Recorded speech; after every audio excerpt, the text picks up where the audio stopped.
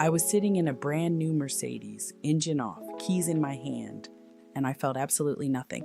I'm Genean Jeffery, a licensed marriage and family therapist.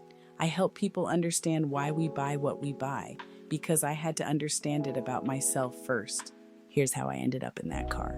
My husband and I bought a house in Kensington, California that was honestly a teardown. It was practically leaning to one side.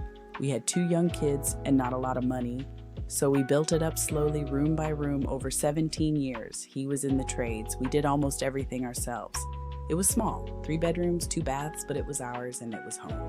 When we finally sold it, it sold for a lot more than we expected. We moved into a 4-bedroom, 3-bath house in an exclusive little HOA neighborhood in the Bay Area. Bigger, nicer, cookie cutter, but beautiful.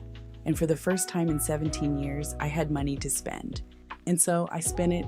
I traded in the Honda Fit I'd driven for years for my first Mercedes. That wasn't enough. I upgraded to a second one I genuinely could not afford. And that's the car I was sitting in, the one I'd wanted, the one I worked for. The silence was deafening. I felt absolutely nothing at all. That same year, I left a job I'd had for 7 years. A new boss made the environment impossible, and I walked away. I started working different places as a clinician. Eventually, I opened my own private practice, which cost more money and more time than I ever expected. And the spending didn't stop with the car. It was the closet. Clothes I bought, wore once or twice, and eventually gave to Goodwill. Stained, out of shape, barely touched. Buy it, barely use it, give it away, buy something else. It wasn't until I opened a credit card statement and didn't recognize the number staring back at me that it hit me. Not one of those purchases had made me happy. Not the car, not the clothes, not one single thing. Here's what I understand now as a therapist that I didn't understand then. The high isn't in owning the thing, it's in the wanting, the anticipation, the waiting for the package. The second you have it in your hands, your brain has already moved on to wanting the next thing.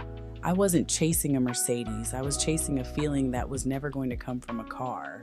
So let me be clear about something. I'm not saying don't be great, I'm not saying don't have nice things.